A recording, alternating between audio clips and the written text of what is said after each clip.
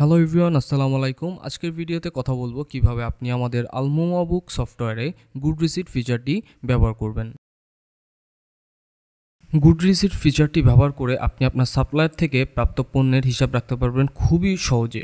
এই ফিচারটি ব্যবহার করে আপনি আপনার ইনভেন্টরি ম্যানেজমেন্টকে খুব সহজভাবে কন্ট্রোল করতে পারবেন এবং আপনার ব্যবসার পণ্যের স্টক আপডেট রাখতেও অনেক সাহায্য করবে। আমি এখন দেখাবো কিভাবে আপনি আমাদের এই গুড রিসিট ফিচারটি ব্যবহার করবেন।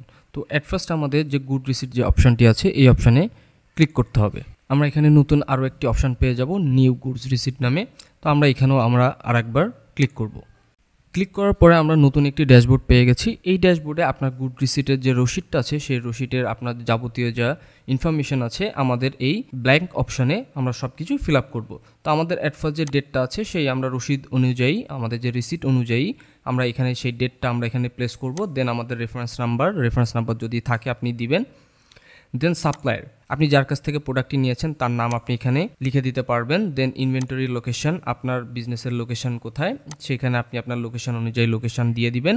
দেন আপনি এই দুই জায়গায় ডেসক্রিপশন ছোট করে আপনিও দিয়ে দিতে পারেন। দেন আপনার কতটুকু আপনি কোয়ান্টিটি আপনার প্রোডাক্ট নিয়েছেন আপনি সেটা এখানে সিলেক্ট করে দিয়ে দিতে পারেন।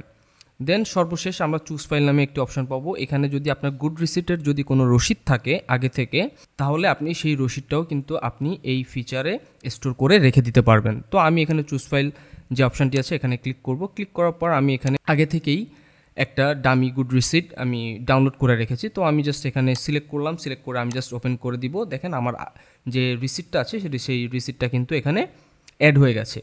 তো আমি উপরে যাই দেখবো যে সব কিছু আমার এখানে ঠিক আছে কিনা। অ্যাজ ইউজুয়াল আমি ক্রিয়েট অপশানে ক্লিক করব।